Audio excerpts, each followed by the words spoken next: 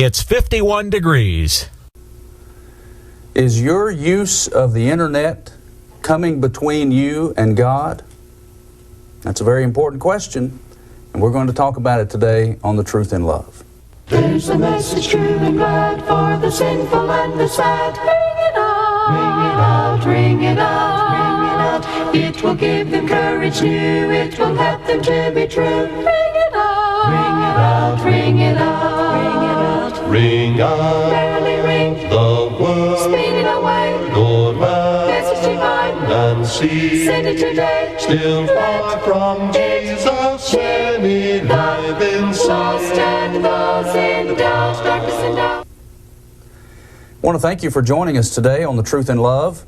We're going to be discussing a very important matter.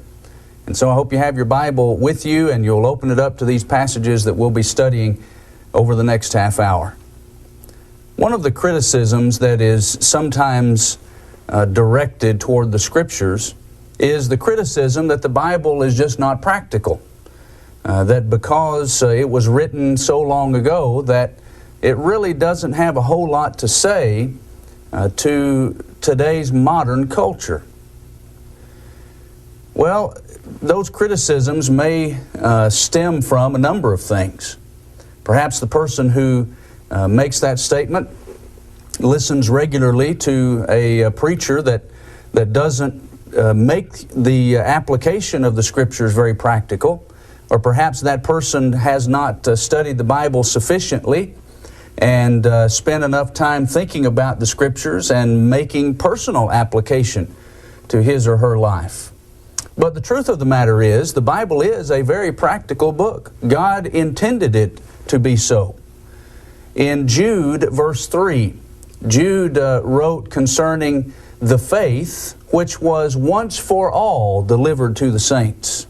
The faith is a term in the New Testament that often refers to the totality of the New Testament system, the totality of Christian doctrine, as is the case in, for example, Acts 6, verse 7. A great company of the priests were obedient to the faith, to the gospel, to the New Testament system, God's system of religion. And so when Jude says that the faith, this gospel message, was delivered once for all to the saints, that references the fact that the gospel, the New Testament message, is perpetually valid. It's up to us to make the application of those principles to our particular circumstances. Peter said that all things that pertain unto life and godliness have been given unto us through our knowledge of Him who called us to glory and virtue. 2 Peter 1 and verse 3. So if the Bible is not practical to you, let me kindly say that's not the Bible's fault. It's not God's fault. The fault lies with us. The fault lies with those who simply don't take the time to take the principles of the Word of God and find their application to their particular lives. You know, sometimes we are tempted or prone to confine God to history, to confine God to the time in which the Bible writers wrote the things that they did. And so God is a being that doesn't have a place in our modern culture. Well, again, that should not be the case. Because if we confine God to history, then it's very tempting for us to allow that false perception to affect the way we live and to affect our conduct. And so confining God to a time past can lead us to not think that the Bible has anything to say to us, or God does not really care how we live in today's world. And nothing could be farther from the truth. Well, you know, you think about examples of the differences between times past and our modern times. You might think of the fact that, you know, there were no televisions, for example, back in the days that Jesus walked the earth. No telephones, radio, movies, and so forth. Well, just because those things didn't exist back then does not mean that the Bible has nothing to say regarding those things in principle. And certainly there was no internet back then. And so just because that's the case, I don't want you to think that therefore there is nothing that would govern your conduct with regard to television, movies, the internet, and so forth. So what is God's relationship to the internet? And how is your relationship and conduct relative to the World Wide Web? How does that affect your relationship with God? Well, that's our topic today on our program, and I hope that you'll find this lesson to be very practical, and hopefully it will challenge you to greater levels of service before God.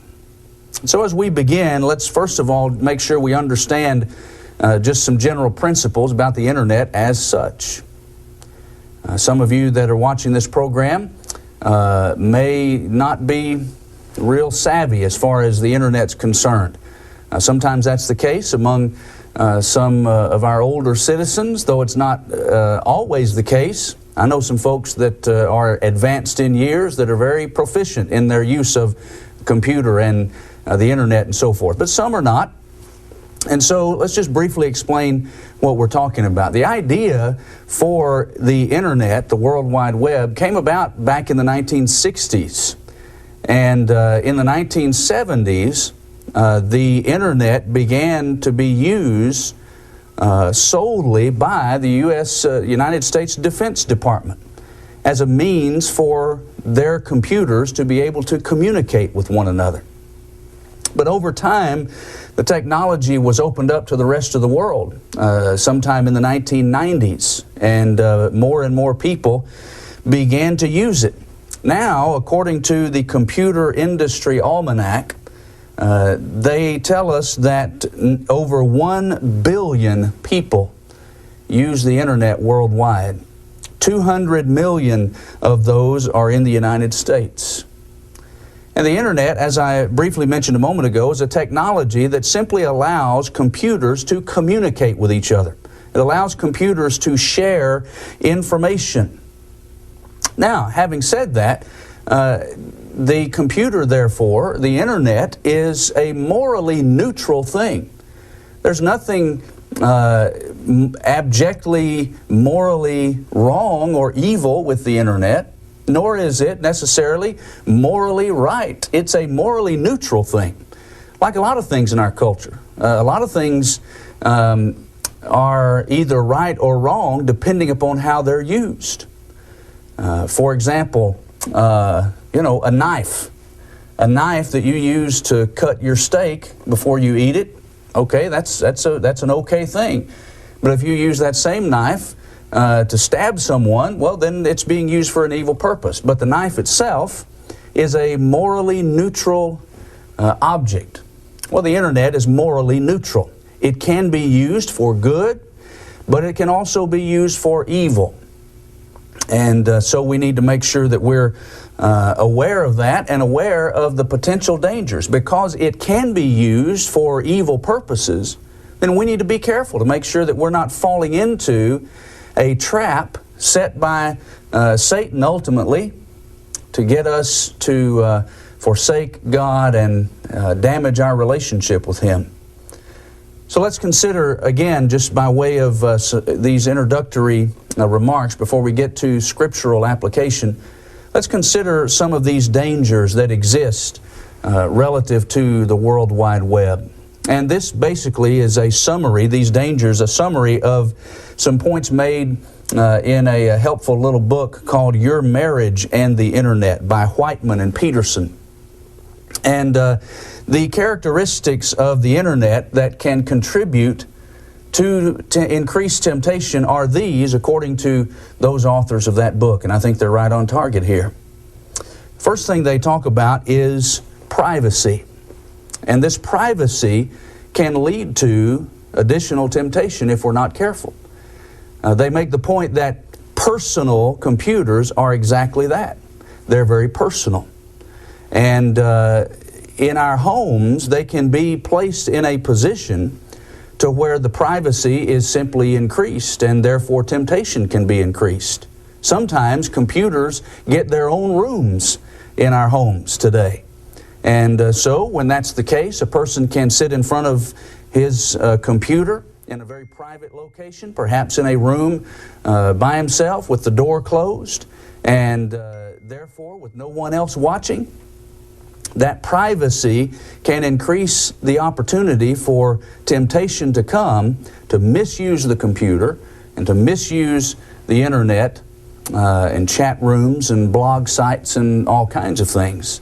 So the privacy of the computer, the personal aspect of the computer, can increase the temptations for misuse. It's very easy in the way we use computers today to be alone with it. And even in situations where others may come into the room where we are, it's very easy to quickly hide what you're doing.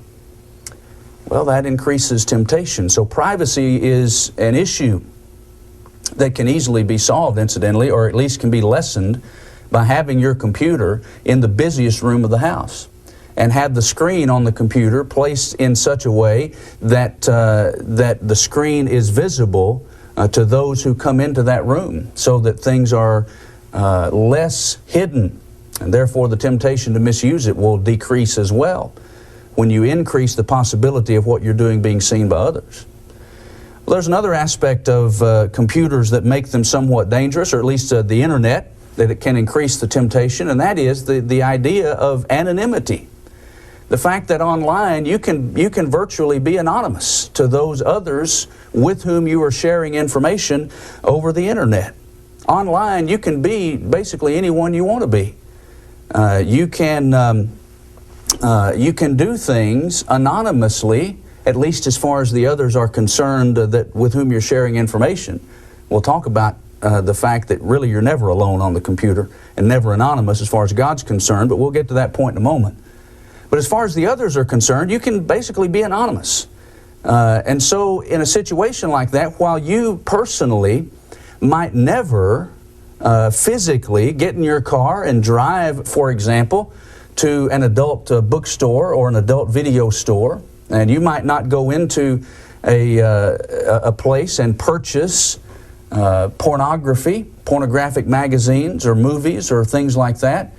You might never do that physically for fear of being seen, but online, it's very easy to do things anonymously that way, and so the temptation is increased. You might never walk up to a person, I hope you wouldn't, walk up to a person and take off your clothing and reveal yourself to someone, but online you can place pictures and things of that sort and be somewhat anonymous to other people. So there are dangers inherent in the anonymity that can be a part of internet usage. And this anonymity can lead to experimentation, which again increases the danger and the potential for temptation. You can go to whatever site you want to, because ultimately, unless you tell them, nobody really knows your name. You can make up a name. You can change a lot about who you are online.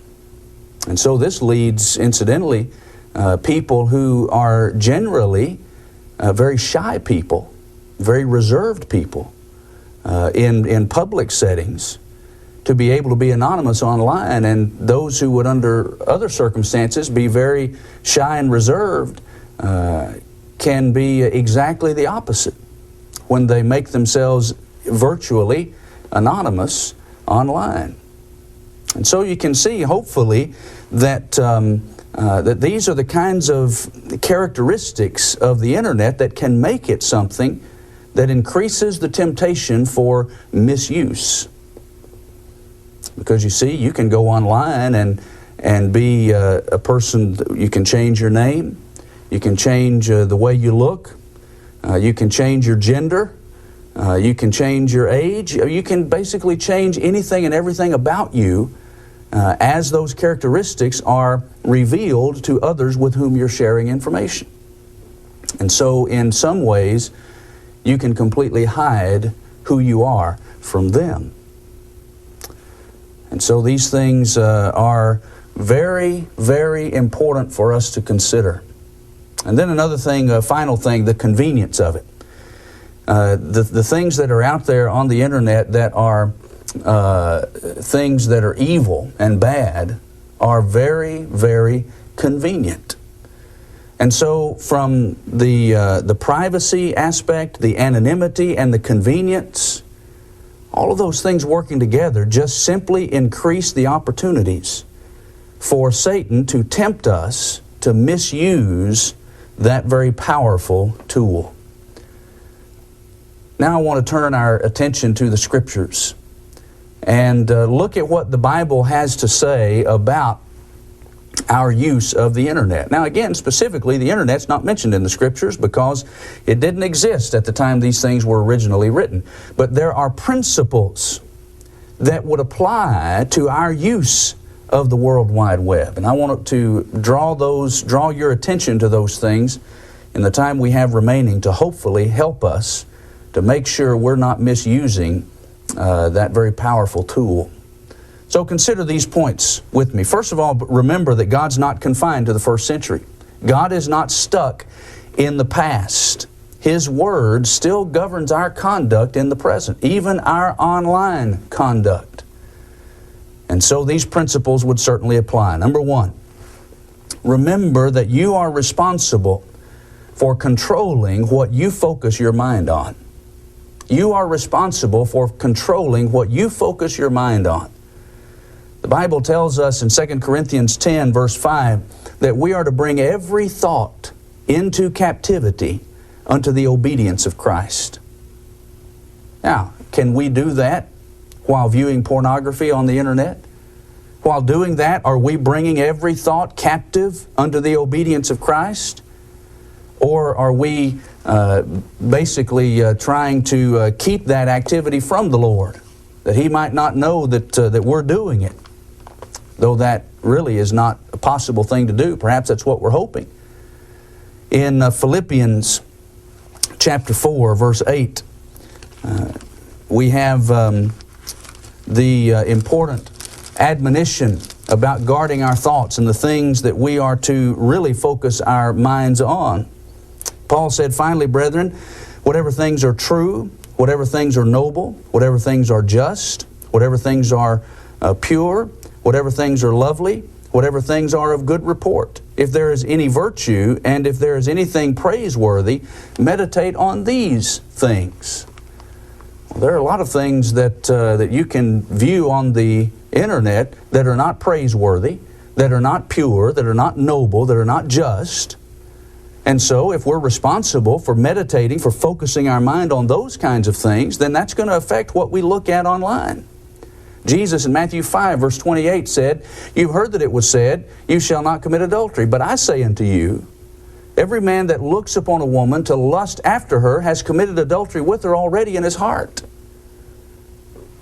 If we're looking at things online that we shouldn't, and lusting after pictures and video that we shouldn't be looking at, then we've committed sin. Matthew 5:28 has a direct application to our use of the internet. And so remembering that we are responsible for the things that we focus our minds on will help us to choose wisely what we use the internet for. Keep your heart with all diligence, for out of it spring the issues of life. Proverbs 4:23. Well, you can't keep your heart in good spiritual condition while at the same time misusing the World Wide Web. The second principle that we need to remember is this. We are also responsible for controlling what we say. We are responsible for controlling what we say, how we use our speech. And sometimes in chat rooms and on blog sites that are on the internet, people don't do that. They don't control their speech. And some that on those same sites claim to be Christians will use some of the most terrible language that you can imagine.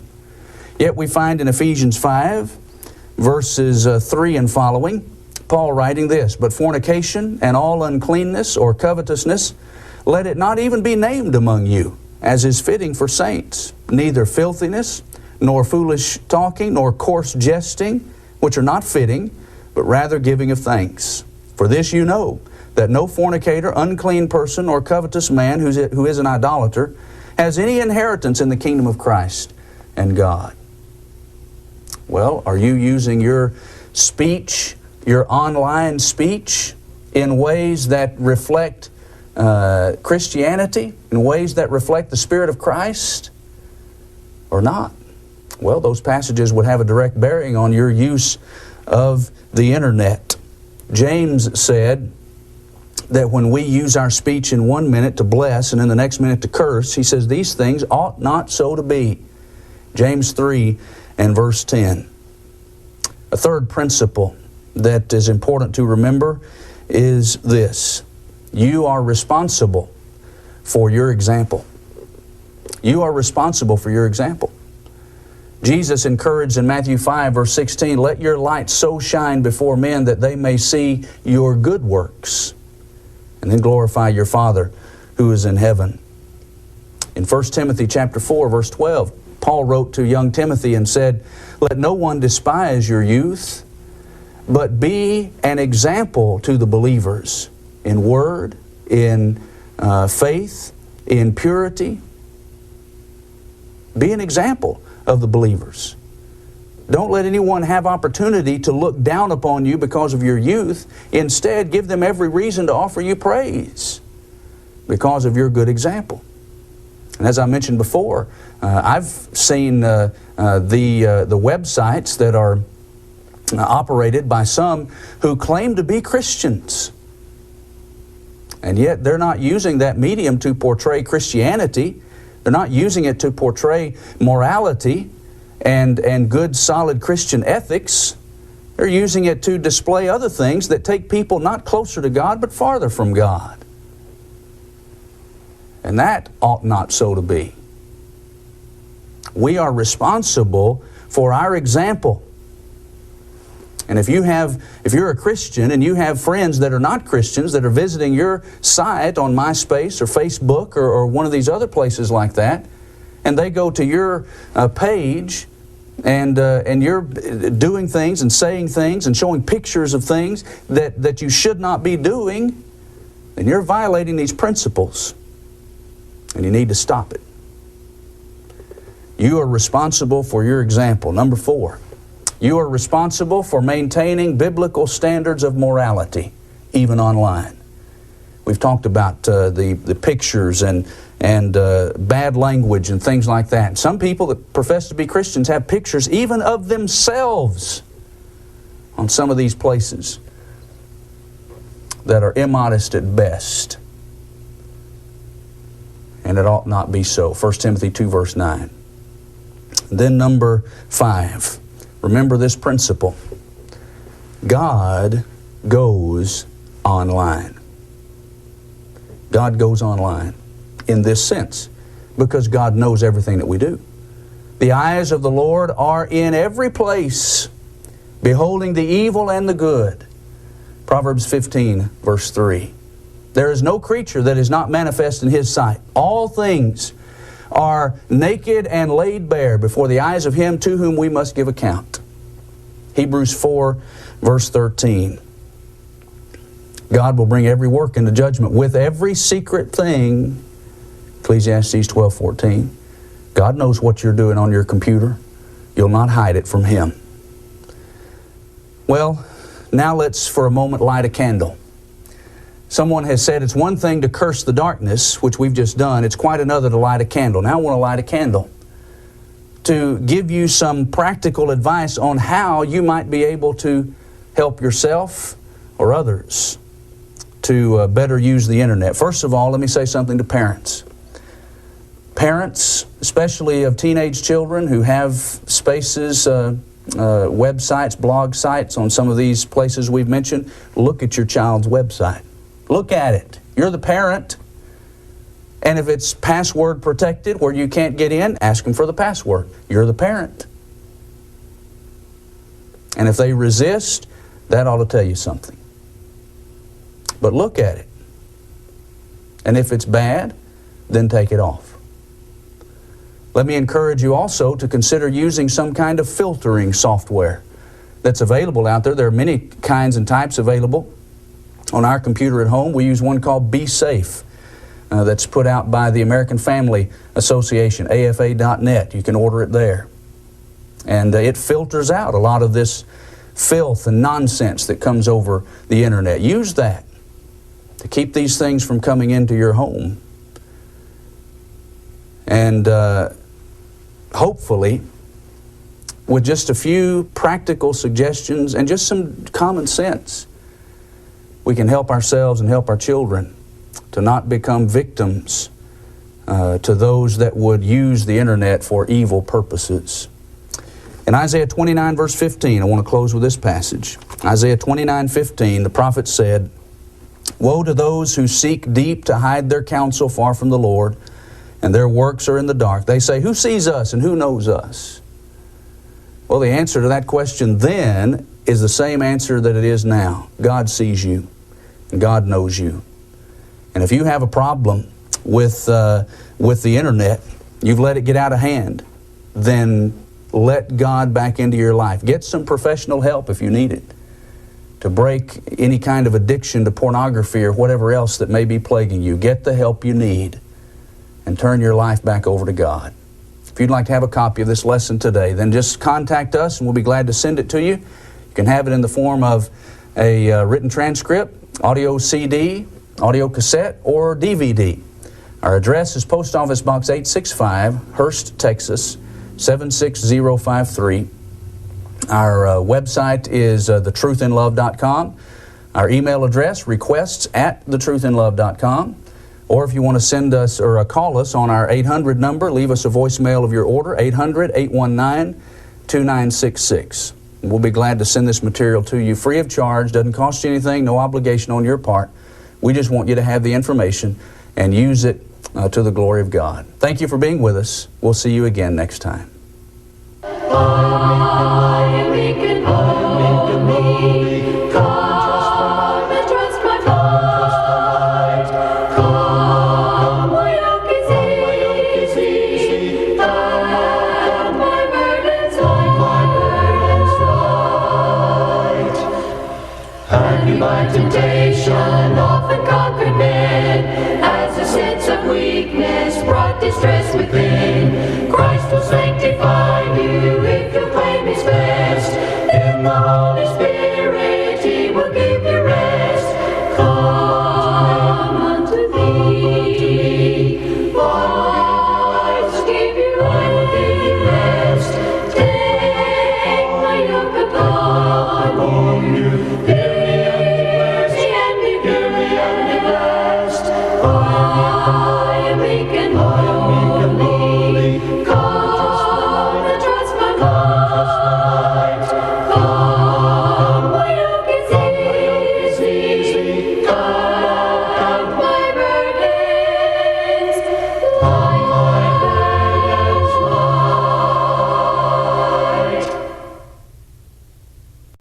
From the Churches of Christ. 24 hours per